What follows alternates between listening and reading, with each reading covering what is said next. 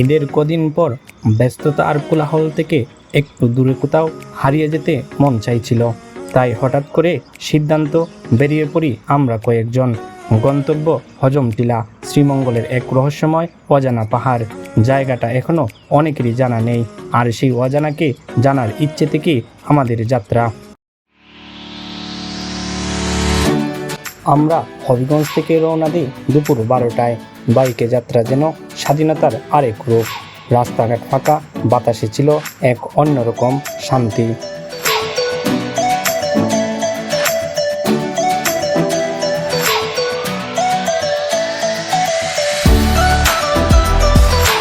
শ্রীমঙ্গলের কালীঘাট ট্যুর ধরে যেতে যেতে ডান বাম দুপাশে শুরু হলো সবুজের খেলা। ফুলচেরা আর বিদ্যাবিল চা বাগান যেন এক একটা জীবন্ত পেন্টিং। চা পাতা তুলছে বাগানের মেয়েরা, দূরে শিশিরে ভেজা গাছের পাতা, আর মাঝে মধ্যে দেখা মেলে ছোট পাহাড়ি ঝোপঝাড়ের। প্রকৃতির এমন চুপচাপ সৌন্দর্য যেন মনকে ছুঁয়ে যায়।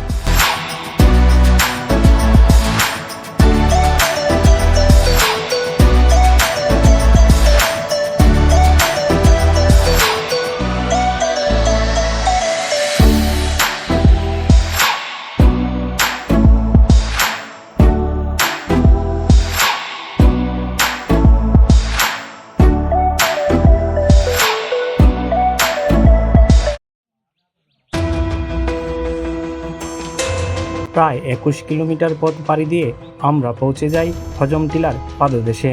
নিচ থেকে উপরে তাকালে মনে হচ্ছিল এই টিলার উপরে কি আছে, কেমন দেখতে, এই না জানার কৌতূহলী শুরু হয় আমাদের আরেক পর্ব, পাহাড়ে ওঠা।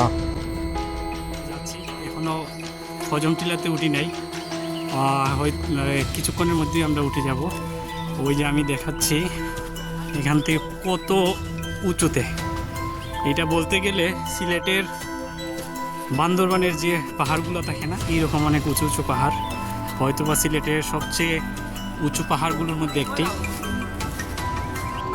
পাহাড় বেয়ে উপরে ওঠা সহজ ছিল না।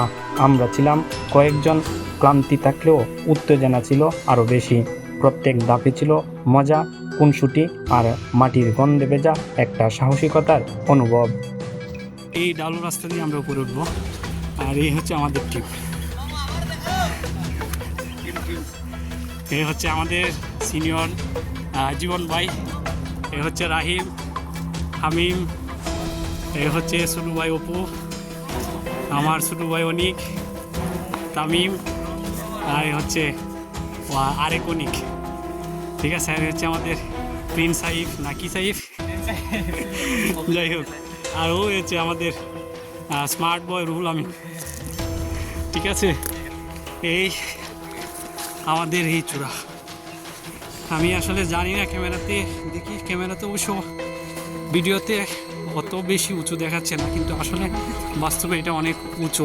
তবে আমি এটা বলবো না যে এটা বান্দরবানের পাহাড়গুলোর চেয়ে অনেক বড় বড়, কারণ বান্দরবানের সাজেক ভ্যালি কী বলে এটা, মিরিঞ্জা ভ্যালি। হ্যাঁ, মিরিঞ্জা ভ্যালিতে তো আমি গিয়েছিলাম। তো ওইখানে যাওয়ার পরে আসলে যেটা মনে হয়েছিল যে আমাদের সিলেট, হবিগঞ্জ কিংবা মৌলভীবাজার, অনেক কষ্ট হচ্ছে কথা বলতে। সিলেট, মৌলভীবাজার, আমাদের যে পাহাড়গুলো রয়েছে, ওই পাহাড়গুলো বান্দরবান, সাজেক, মিরিঞ্জা ভ্যালি, এইসব পাহাড়ের কাছে অনেক ছোটো মনে হয়, যে ছোটো ছোটো টিলা মতো মনে হয়। তারপরও এইখানে শ্রীমঙ্গলে আমরা যেখানে আসছি সেটা হচ্ছে হজম টিলা। এই হজম টিলাটা সিলেটের অন্যান্য পাহাড়গুলোর তুলনায় অনেক উঁচু বলা যায়। এখন আমরা পাহাড় বেয়ে উঠতেছি। হয়তোবা আমার কথার দরান দেখে বোঝা যেতেছে আমি কত উঁচুতে উঠতে উঠতে হয়রান হয়ে যাচ্ছি।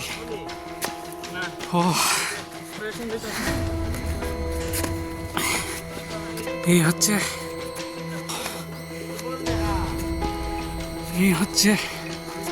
এই আমরা বাইকগুলো তো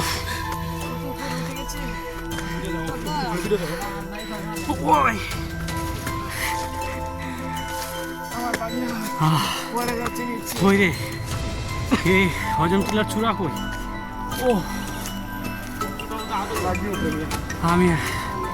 আমি আর নাই ভাই।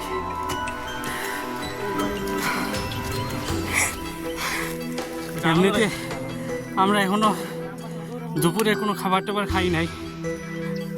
ভেবেছিলাম শ্রীমঙ্গল শহর থেকে খাবার নিয়ে আসবো, কিন্তু ভাই এই হজম টিলার রাস্তা বের করতে করতে সব কিছু ভুলে গেছি।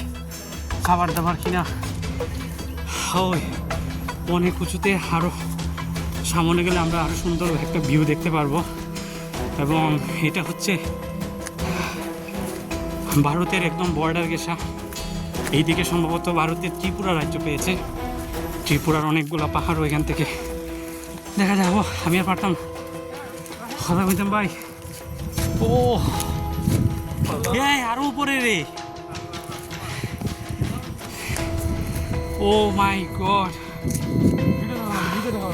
বিশ্বাস করেন সিলেটের ভিতরে আমাদের হবিগঞ্জ মৌলভীবাজার বলেন আর সিলেট বলেন অনেকগুলো পাহাড়ে উঠেছি, কিন্তু বিশ্বাস করেন সিলেটের ভিতরে এত উঁচু পাহাড়ে আমি দেখিনি। অনেক উঁচুতে আমরা উপরে উঠছি। এই যে কেমন আসতেছে, আমি ব্যাক ক্যামেরা দিয়ে দেখি। এই আরো উপরে যাওয়া যাবে।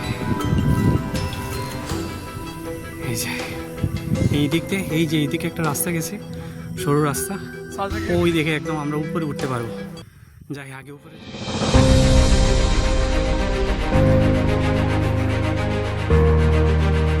চূড়ায় উঠে দাঁড়াতেই পুরো শ্রীমঙ্গল যেন পায়ের নিচে। যত দূর চোখ যায় শুধু সবুজের সমুদ্র, দূরের চা বাগান, ঢেউ কেলানো পাহাড়ের রেখা, আর মাথার উপর নীল আকাশ। এক মুহূর্তের জন্য যেন সবকিছু থেমে গেল।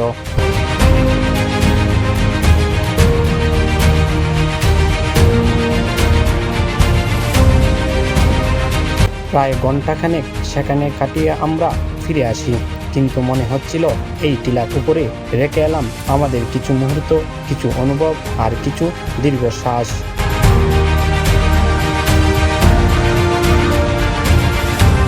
হজম টিলার একদম সর্বোচ্চ বিন্দু থেকে আমরা এখন নেমে যাচ্ছি। এই হচ্ছে,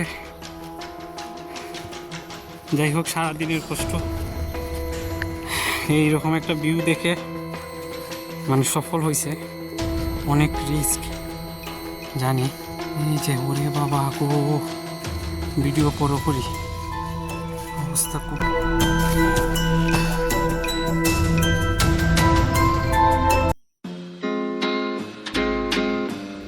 হজম টিলা এখনো অনেকের কাছে অজানা, কিন্তু প্রকৃতির যে অকৃত্রিম রূপ আমরা সেখানে দেখেছি সেটা জানার মতো, দেখার মতো। যারা ঘুরতে ভালোবাসেন, যারা একটুখানি শান্তি খুঁজেন, তাদের জন্য এই জায়গাটা হতে পারে একটা নতুন অভিজ্ঞতা। যদি পরিবার নিয়ে যাওয়ার ইচ্ছে থাকে তবে শ্রীমঙ্গলের বিখ্যাত লাল জিপ গাড়ি নিতে পারেন। তবে আমাদের মতো বাইকে গেলে অ্যাডভেঞ্চারের রোমাঞ্চ দ্বিগুণ হবে। এই ছিল আমাদের ঈদের উপরের একটা ছোট্ট অভিযানের গল্প। কেমন লাগলো জানিও। সামনে আরও অনেক অজানা জায়গার খুঁজে আমরা বেরিয়ে পড়ব। সাথে থেকো। সবাইকে ধন্যবাদ।